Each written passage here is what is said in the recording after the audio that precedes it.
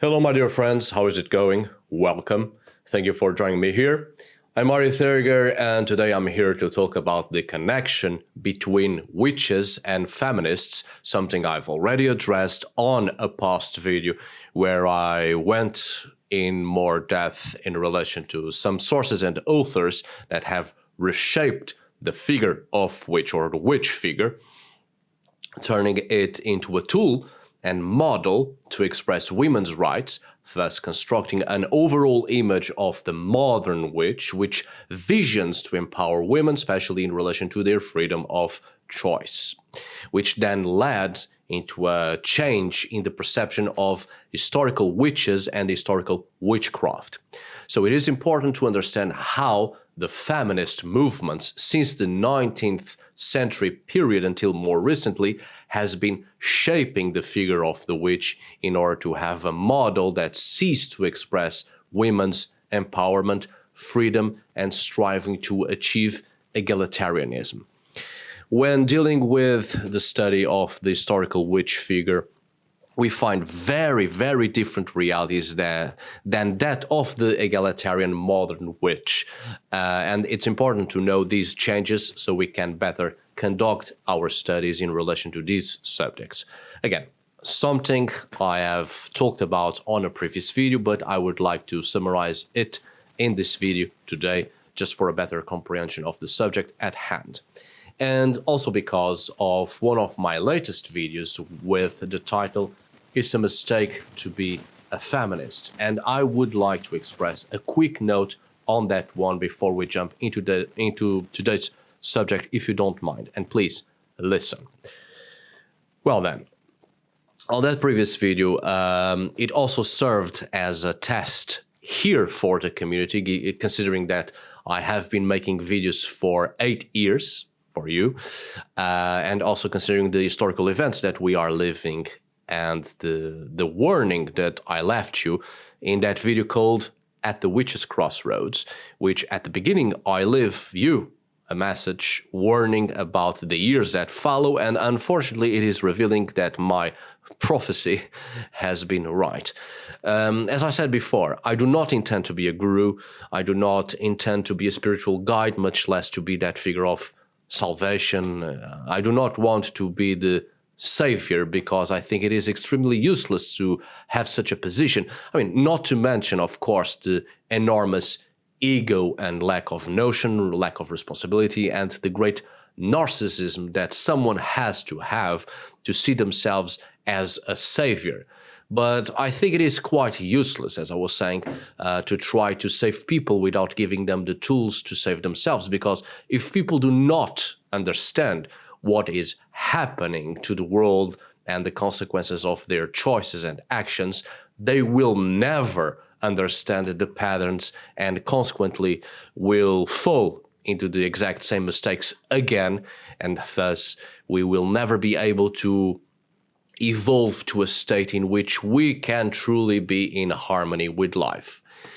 Here the point is that, once again, in the previous video about feminism, I also wanted to test how your capacity for interpretation is at this moment and whether or not you are becoming more open to other perspectives, because we are in a time of great change in which strong critical thinking is needed, but also arming ourselves with a capacity for observation and interpretation that will help us survive by avoiding falling into the same mistakes.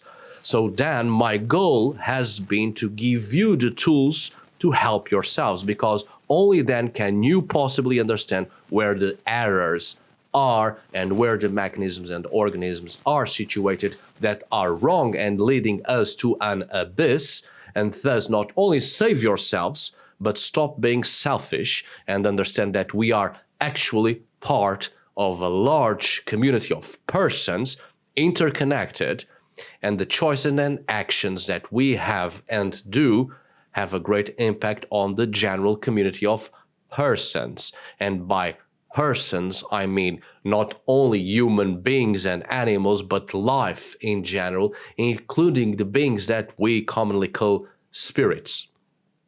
That video was also a test. And I'm pleasantly surprised that more people than I thought got the message. I can tell you that despite the title of that video, the video is not actually about feminism, but rather about the negative impact that the perception of opposites has on our entire lives and our interactions with the world. From there, perhaps the message will come across more clearly if you watch and listen to the video again. As I've said before, many times before in here, listen to what is being told.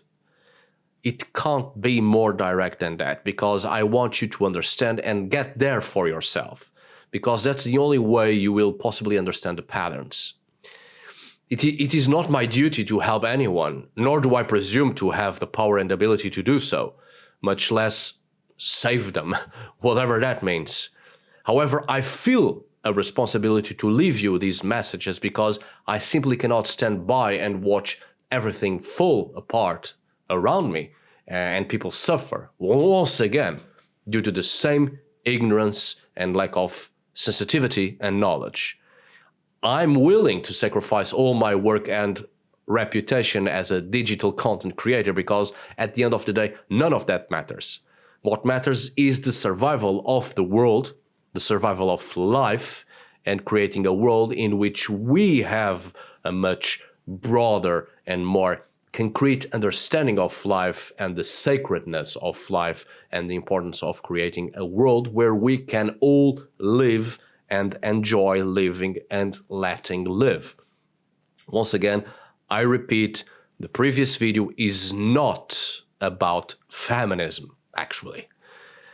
And I was disappointed with some people who have known my work for a long time and still haven't managed to understand the message of that video because their minds and hearts are still full of doubts, hatred, prejudice, fear, and this is blocking them. I don't blame you, mind you, and I understand you, but you really have to move past through that, grow and evolve, otherwise you will be left behind.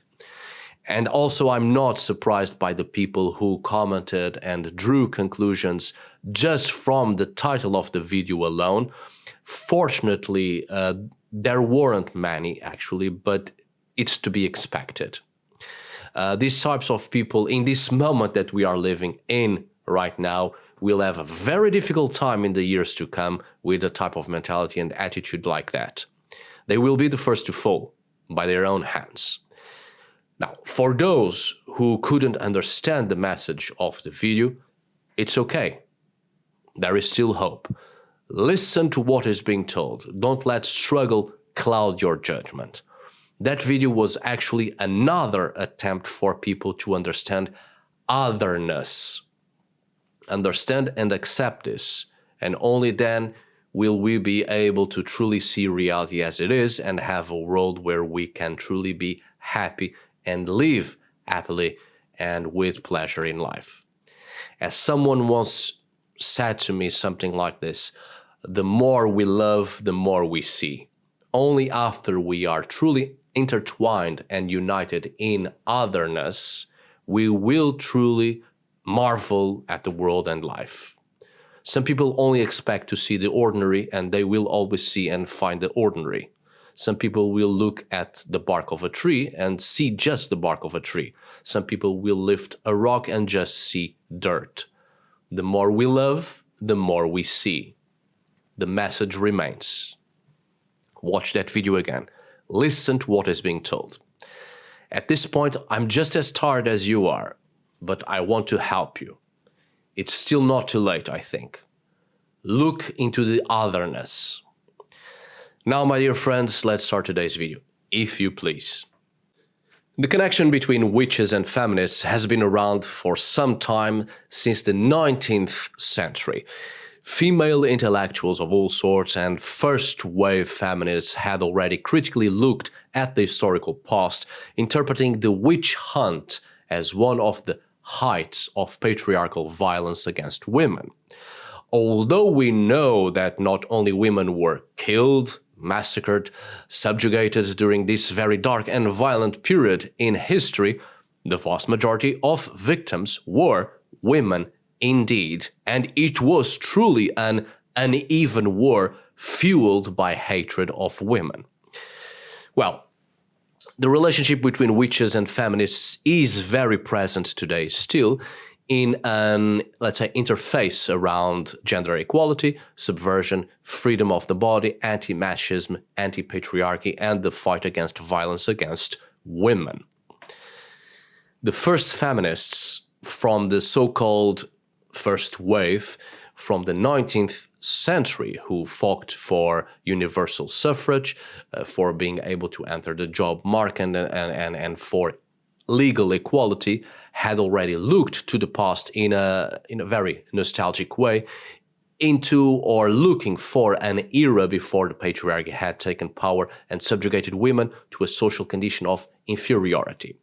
Two of the most prominent feminist intellectuals of the 19th century, those largely responsible for criticizing the Victorian postulate of patriarchy as a consequence of progress and rationality, we find a reference to the witch hunt in the figures of Elizabeth Cady Stanton in her work The Matriarchate or Mother Age, and Matilda Joslyn Gage in Woman, Church and State. Both placed the witch hunts as what brought about the final defeat of matriarchal institutions. This 19th century association between the witch of the bonfire era and female oppression was just beginning here. Later, an Egyptologist and folklorist wrote a controversial work in 1921 that would make her known as the person responsible for the first feminist interpretation of witchcraft. Margaret Murray, who I have already talked about in other videos and will talk about again in a moment, but it is good to remember that this is what we are talking about here, an interpretation of the historical past from a modern perspective within a movement, and not exactly a course of scientific studies on the historical past, but rather a critique of the historical past to highlight modern problems.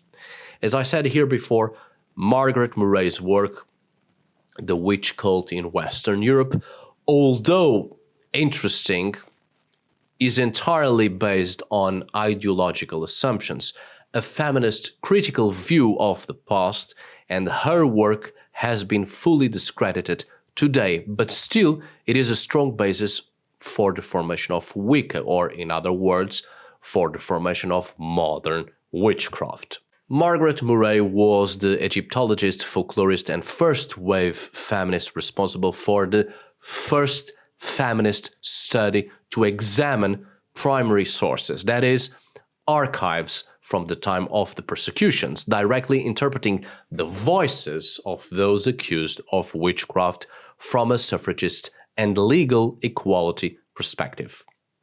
I must emphasize that her work as an Egyptologist is formidable, is quite good and academically sound, which has given her a good reputation and made her a scientific authority in the field of history and archaeology at the time.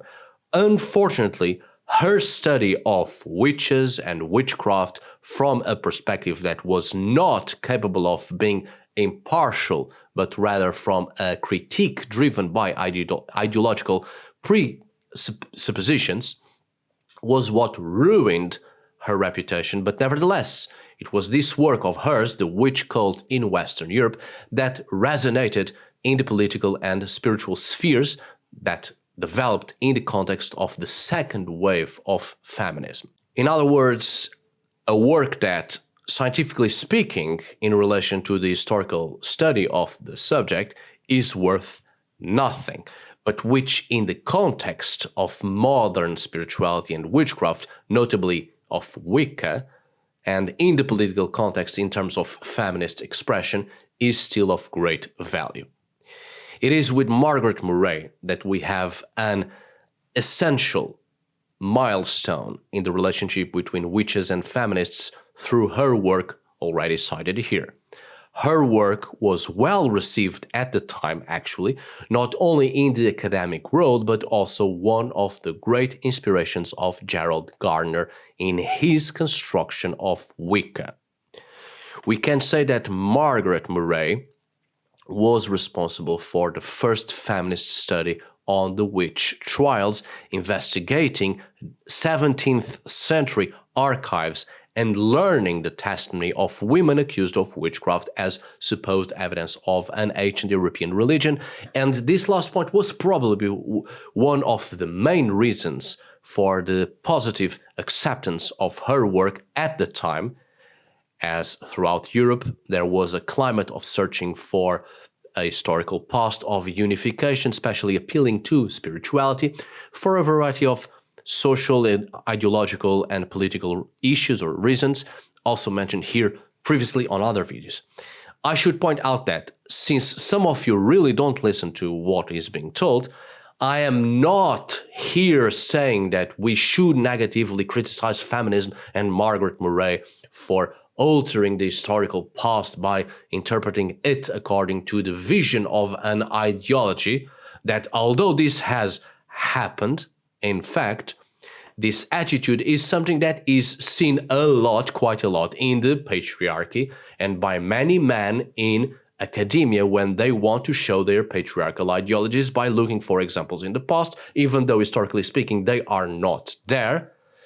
As previously mentioned, the basis of Nazism, just as an example, and such radical racial ideologies did just that, an interpretation of the historical past based on social and political ideologies that caused the perception and understanding of the past to be altered, creating alternative pasts that never existed in order to implement an ideology. Murray did the same, but this attempt to reinterpret the past hardly had as negative an impact as other movements, and was for good causes, calling for legal equality between the sexes. The point here is to explain that most of what we think we know and understand about the historical figure of the witch is in reality a modern ideological construction.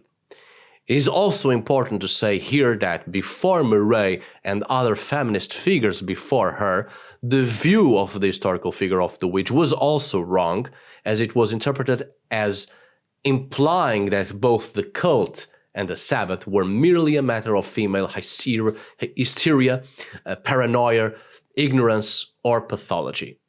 Although Murray's analysis of the historical figure of the witch was also wrong, it opened new doors and a turning point in the study of the historical figure of the witch and witchcraft in general.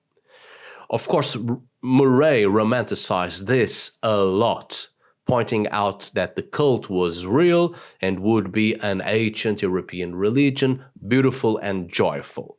In any case, this romanticism and also ideological observation helped to change the studies on these subjects, helped to take a closer look at the sources and data, so that we could then eventually finally arrive at the historical truth about the figure of the witch and witchcraft.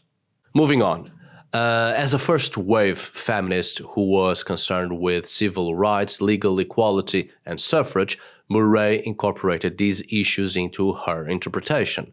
Therefore, the witch's Sabbath, analyzed by her, is described as a liberating cult, as women would participate of their own free will, would even feel pleasure in some of the rites, would have important roles in the social organization of this cult, that is, they would have an active voice.